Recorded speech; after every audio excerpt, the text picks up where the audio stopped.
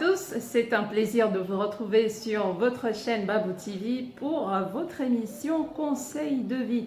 Aujourd'hui, on va parler de vérité et de mensonge et de vérité. La vérité n'est vérité que pour celui qui y croit. Donc chacun a sa part de vérité en son âme et conscience, selon son regard, selon sa conception. Chacun pense avoir la vérité et donc en fait chacun a la vérité, a sa vérité. On ne ment à personne pour parler du mensonge.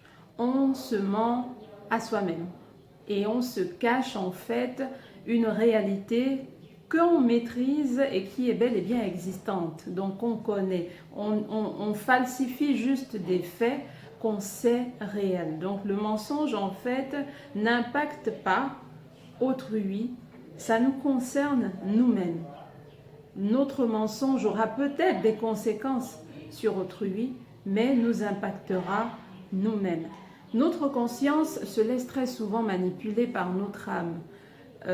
La partie consciente ou dite consciente de nous, mais en fait, elle n'est consciente que des choses extérieures à nous. Donc, elle devient consciente par rapport à ce qui nous entoure, pas par rapport à l'intérieur.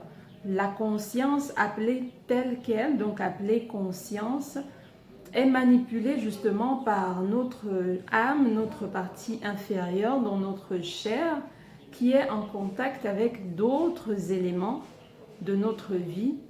Et donc, ce n'est qu'à partir de ces choses vues, entendues, apprises, qu'on décide de ce qui est vérité ou de ce qui est mensonge. Et c'est pour cela que je disais plus haut, chacun a sa part de vérité par rapport aux choses que sa conscience a acquises, aux choses que sa conscience a apprises. C'est sur cela que se base sa vérité. Et donc la conscience, effectivement, nous emmènera à des raisonnements basés sur les jugements extérieurs, justement, des jugements extérieurs à nous. La raison étant celle qui se justifie, vous vous souvenez, l'esprit est certitude, la raison se justifie. Et donc, la raison étant celle qui se justifie, alors elle réussit à nous convaincre que notre mensonge est une vérité. C'est un petit jeu. Au départ, on a une vérité à soi.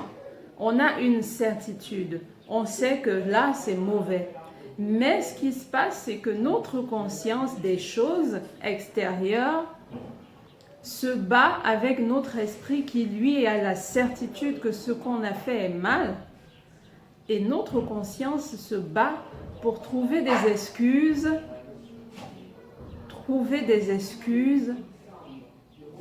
à ce qu'on a fait, et ça devient des mensonges, ça trouve des raisons et ça transforme cette vérité en fait, qui est en nous en tant que vérité, en mensonge pour les autres. Mais ça reste un mensonge, parce qu'en fait, on sait quelle est la réalité. Je vous prends un exemple simple. Vous avez pris un morceau de viande dans la marmite pour manger, d'accord ? Sans demander à maman. Je prends cet exemple-là, il est assez rigolo d'ailleurs, même s'il n'est pas encouragé. Donc, vous avez pris quelque chose sans demander, et donc votre esprit, lui, sait que ce n'est pas bien, que ce n'est pas correct, que c'est mal, c'est du vol, entre guillemets. Mais votre conscience, qui analyse les choses, qui a du vécu, par exemple, dans la société, dira « Non, je n'ai pas volé, en fait, je voulais goûter, si c'était cuit, c'est pour ça que j'ai pris. » Voilà.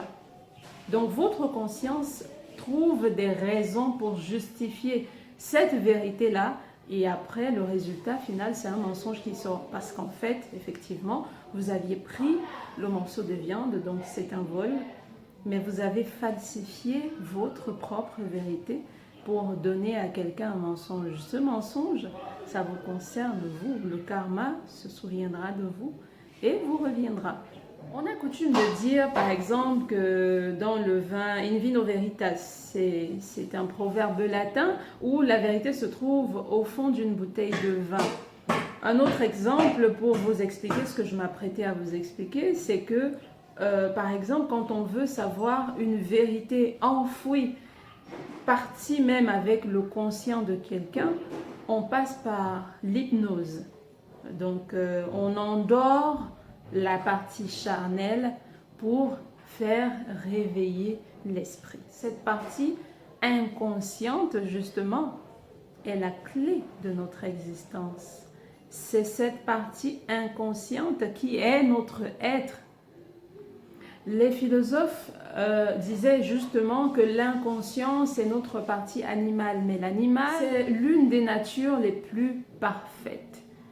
La perfection vient de l'intégrité. L'intégrité vient de la fidélité à son identité. L'animal, en dehors de ce qu'on a voulu faire d'eux aujourd'hui ou de lui aujourd'hui, donc à domestiquer des animaux, à les mettre dans des eaux, l'animal vit exactement comme et pour ce qu'il a été créé.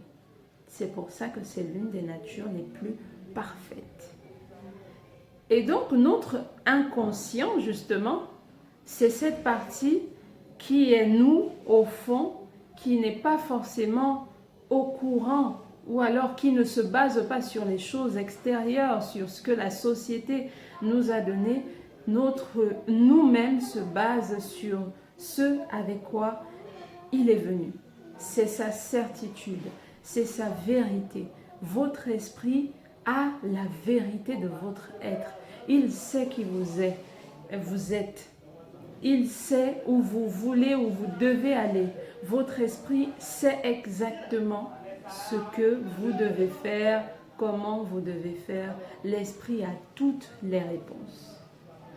Et c'est pour ça, pour revenir donc à l'hypnose et à l'alcool, ce qui se passe, pourquoi on dit in vino veritas, dans le vin se trouve la vérité? Parce que quand vous buvez un certain niveau d'alcool, votre partie charnelle commence à s'endormir, alors se réveille votre esprit.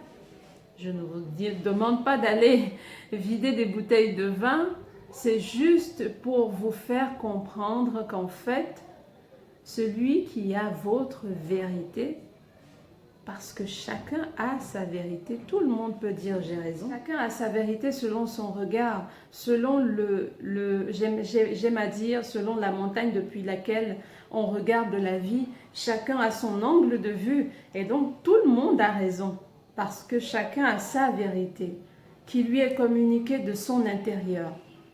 Maintenant, si cette vérité, vous la falsifiez, le mensonge vous incombe à vous seul. Vous vous mentez en fait à vous-même parce que chacun a sa vérité. On peut faire accepter la vérité de l'autre, mais ça ne nous empêche pas d'avoir notre vérité. Alors les vérités peuvent coïncider par contre. Et donc pour en revenir à la chair endormie, votre esprit a besoin de se réveiller et que votre chair s'endorme un peu plus. Les deux résident en vous, la chair, l'esprit. Tout ça est en vous, votre conscient et votre inconscient, votre subconscient. Mais la clé se trouve dans votre esprit. Ce qui fait de vous donc un esprit fait chair. Ça vous rappelle quelque chose? Nous sommes toutes et tous des esprits fait chair. Parce que même d'ailleurs, le livre, la Bible le dit bien, on a d'abord été créé esprit, et ensuite on a été formé chair. Donc on est d'abord un esprit fait chair. L'un doit prendre le dessus. Celui qui est certitude. Et celui qui est certitude, c'est l'esprit. Les gens vous diront, oui, tu n'as pas raison, oui, ce que tu dis n'est pas correct, oui. Mais quand on a la certitude de marcher avec son esprit, alors on marche dans sa vérité. Et la meilleure façon d'être intègre, c'est de marcher avec sa vérité, selon sa vérité. Même si on ne vous comprend pas toujours, marchez selon la vérité, votre vérité. Ainsi donc, croyez en vous, vous croyez en votre esprit. Le mensonge n'affecte que celui qui a cru. Donc, croyez en vous, croyez en votre esprit. Si vous avez votre vérité et que vous y croyez, alors, quelle soit vérité ou mensonge, Si vous avez votre vérité et que vous y croyez, accrochez-vous. Vous serez égal à vous-même. Si votre vérité est en fait un mensonge, ça vous engage.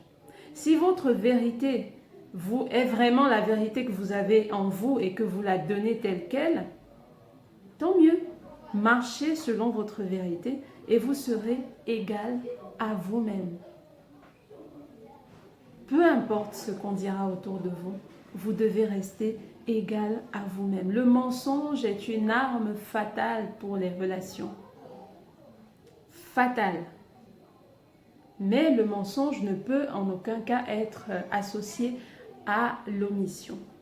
Et là, c'est par là qu'on va sortir. Il ne faut pas confondre un mensonge et un oubli. L'oubli relève de l'erreur. Souvenez-vous, le tout premier numéro, on parlait du pardon, le tout premier numéro de Conseil de vie, on parlait de pardon et on se disait qu'effectivement, l'erreur est permise. Donc l'erreur, ça veut dire faire une fois, la première fois. Certains vont dire oui, mais on cite l'omission comme étant un péché. Par exemple, on dit avons péché par action, par omission. L'omission n'est qu'un outil au service du péché qui est le mensonge. Si on va dans la logique de péché et autres, mais le péché est une faute commise. On pêche même envers des humains.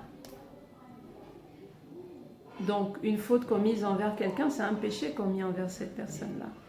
C'est le vocabulaire qui a voulu que ce soit ainsi. Et donc, l'omission, donc l'oubli, n'est qu'un outil utilisé par le mensonge. C'est pour ça que je reviens. Lorsque c'est une fois, c'est l'erreur. L'erreur est humaine, comme dit toujours ma mère, mais la récidive est diabolique. Donc, une fois, oui, vous avez commis une erreur. Votre femme, par exemple, vous dit « j'aime pas que tu mettes cette tenue ». Ou alors, j'aime pas, votre mari vous dit « j'aime pas que tu aies le téléphone à table ». La première fois, c'était une erreur, ne recommencez plus.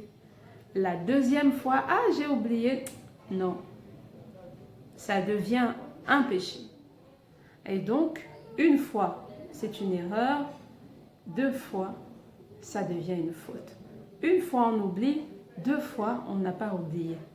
On a refusé de se rappeler. Et la plupart du temps, vous reconnaîtrez que j'ai pourtant pensé, mais... C'est pour cela que je vous avais dit une fois, le un cœur qui vous dit, dès qu'il vous dit, dès que vous avez une pensée, arrêtez-vous et écoutez-la.